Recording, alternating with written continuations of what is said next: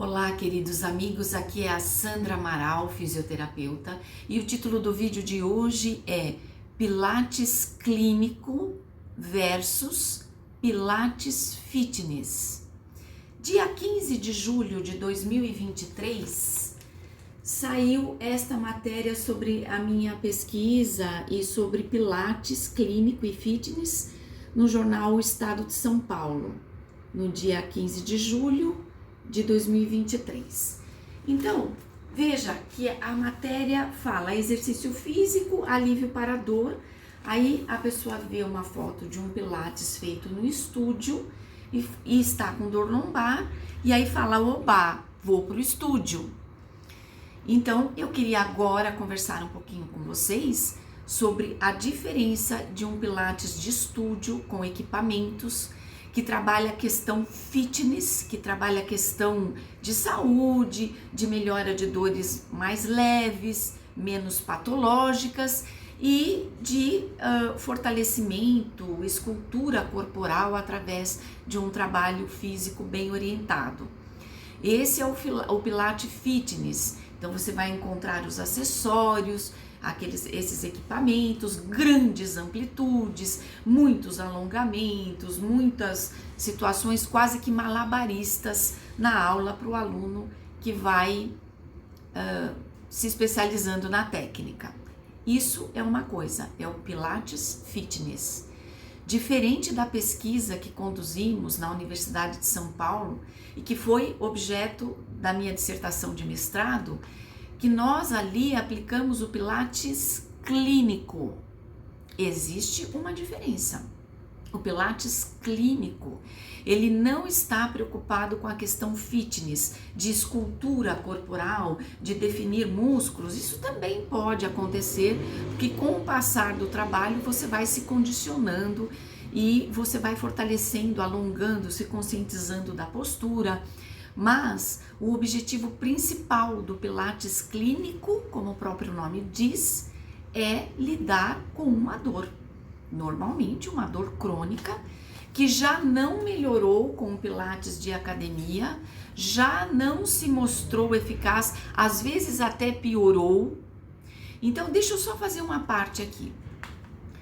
Quando uma pessoa tem uma dor leve, uma dor esporádica, uma dor porque dormiu errado, uma dor porque carregou peso, uma dor porque está muito tensa, uma dor porque está sedentária e dá aquela dorzinha, e ela fala, vou me matricular no Pilates, faz o Pilates de academia com aparelhos, ok. Ela tem uma grande chance de ficar muito bem, de melhorar, de recomendar a técnica, isso é maravilhoso. Agora, quando uma pessoa com uma dor crônica, que ela já fez exames de ressonância magnética, e ali tem protrusão discal, às vezes tem uma hérnia de disco caracterizada por um pinçamento nervoso, às vezes essa hérnia fez uma migração caudal, quer dizer, saiu um pedacinho e está lá dentro do canal da medula, isso dói. Às vezes ela tem tendinite em todas as regiões do quadril e algumas regiões, inflamações em ligamentos da coluna lombar. Ela vem atravessando essa dor ao longo dos anos. Ela tem tomado medicação. Percebe a diferença de uma pessoa que sentiu uma dor passageira, esporádica e vai fazer o Pilates? Ou a natação, que nem nós conversamos lá no outro vídeo. Aí é legal. Mas a diferença de uma pessoa que está com uma dor crônica, não resolvida por medicamentos, não resolvida e piorada com atividade física, e ela vai para o Pilates, é devastador. É devastador. Ela vai piorar. Pode ser que melhore, tem exceções, mas assim, a grande maioria dos casos piora. Porque o Pilates trabalhado, o Pilates de grande amplitude, ele não monitora pequenos movimentos, que são os movimentos para o paciente com dor crônica, propiciadores da dor. Então, o paciente, às vezes, como que ele vai fazer um movimento de grande amplitude, como uma extensão? Isso aqui é uma extensão lombar. Como que ele vai fazer esse movimento se ao espreguiçar ele já sente dor? Como que ele vai fazer uma extensão na aula se ao espreguiçar ele já sente dor? Então, o Pilates clínico, ele vai monitorar pequenos movimentos, ele vai descobrir movimentos que são feitos livres de dor, em pequena amplitude, com pouca carga, com pouca repetição, em cadeia cinética fechada, que é quando a gente associa aquelas faixas elásticas. Muitas vezes o paciente é muito experimentado nos exercícios, sabe fazer o exercício, e a hora que a gente vai ver a execução desse exercício, o quadril está em rotação. Então ele está fazendo o exercício com o quadril rodado, com o bumbum levantado, se ele está deitado. Então essas situações apresentam um risco muito maior para a pessoa que está com dor lombar crônica. Não é só lombar, na nossa pesquisa a gente falou lombar, mas para qualquer dor. A atividade física de grande amplitude para a pessoa que sente uma dor crônica, com diversos complicadores, incluindo medicações que não estão mais fazendo efeito, e essas medicações são uma bomba. Para não fazer efeito é porque a coisa está perigosa. E a pessoa ir para uma atividade dessa é um risco altíssimo que esse indivíduo está correndo. Então, nós vemos aqui na continuação da matéria mais um movimento de grandíssima amplitude, né? É muito bonito, é para o aluno. Aluno é uma pessoa que está saudável, e sessões de fisioterapia é para uma pessoa que está com dor. É claro que existe a fisioterapia preventiva e muitas pessoas que estão zeradas, sem nenhuma dor, vêm para a fisioterapia para fazer a manutenção da sua postura, para fazer a manutenção do seu condicionamento físico. Isso existe, isso é maravilhoso, isso é salutar. Mas o contrário não pode acontecer. Você é um paciente cheio de dor, com dores que não se resolvem, e você vai fazer uma aula em grupo. E você vai fazer uma aula com uma pessoa que pode até te acompanhar individualmente, mas que não é um especialista da área de reabilitação. Pode ser que você melhore, mas a situação é muito mais delicada, né? Valeria a pena você procurar um fisioterapeuta, resolver o teu problema, e depois você vai fazer a atividade que você mais gosta na vida, porque você já vai ter adquirido uma consciência postural, um condicionamento físico seletivo. Por que seletivo? Porque às vezes a gente precisa fortalecer mais uma coxa do que a outra já está mais forte. E na academia você faz força igual nas duas. Aquela que é mais forte continua mais forte, aquela que é mais fraca continua mais fraca.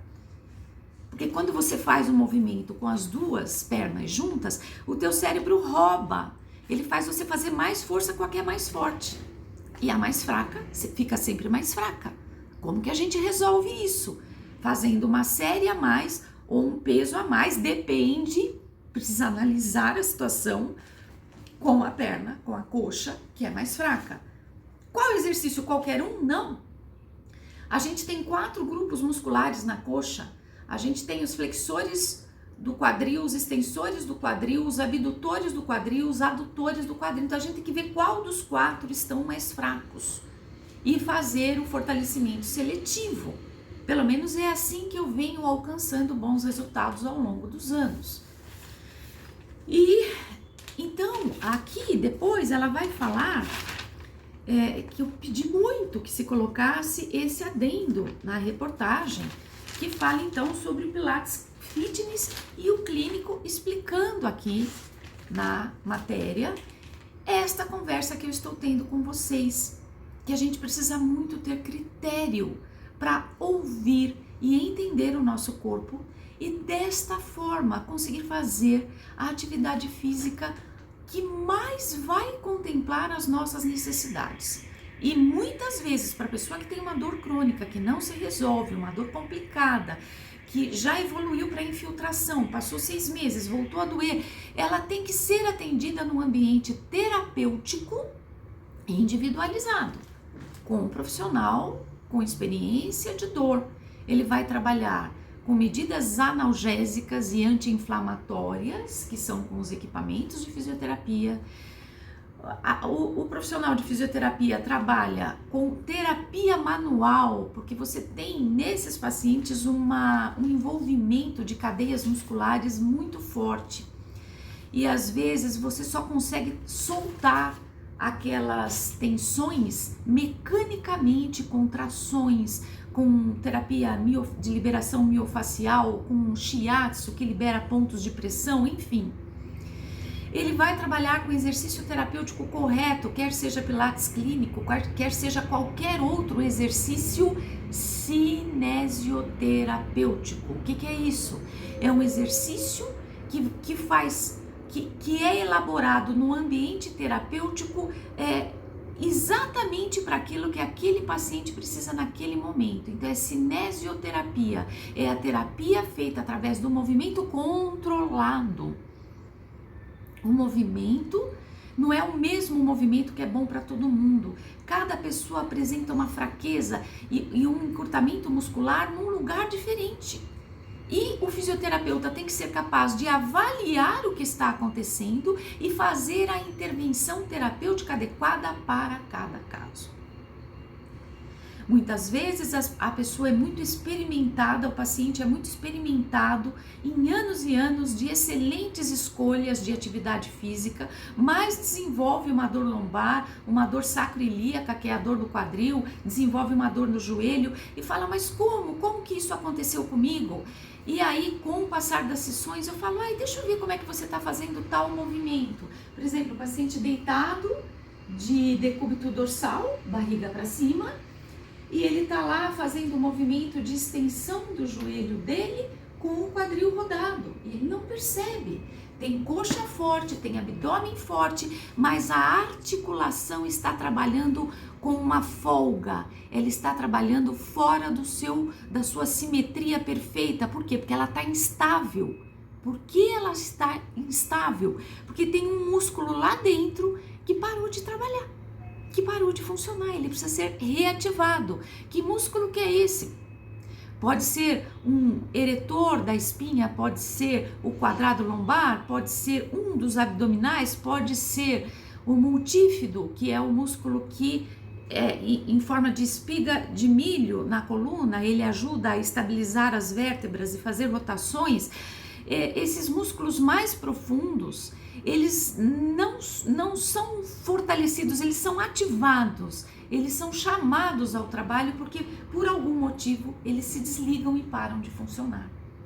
Então tudo isso é visto e analisado no ambiente fisioterapêutico. Agora, a pessoa escolhe tomar remédio, fazer infiltração e depois a outra infiltração. A cada 6 meses essa situação vai se repetindo. Eu já vi pacientes que vieram de outro estado para procurar opinião e evoluírem para cirurgia bilateral de cabeça de fêmur, porque o fêmur está necrosado de tanta medicação extremamente forte que foi tomada ao longo dos anos e que parou de surtir efeito, e quando ela não fez mais efeito, a necrose já tinha sido estabelecida e agora a única possibilidade é a cirurgia de quadril que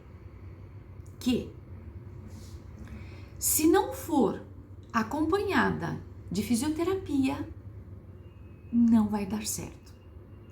Eu já conversei com ortopedistas cirurgiões que me disseram: eu só opero o paciente se ele se comprometer a fazer fisioterapia antes da minha cirurgia e depois. Porque se ele não fizer, o resultado da minha técnica, da minha cirurgia vai por água abaixo e ele vai dizer que o problema é do cirurgião, quando o problema foi a falta de um bom acompanhamento fisioterapêutico. Bem, queridos amigos, eu espero que vocês se cuidem, que vocês ouçam o corpo de vocês, que vocês possam entender os sinais de um corpo que que fala de uma dor, quando ele fala de uma dor, é porque alguma coisa está errada na sua vida e às vezes você não consegue corrigir sozinho, e o olhar atento de um profissional fisioterapeuta pode te ajudar e pode te tirar de uma situação que você não via mais esperança para uma vida normal.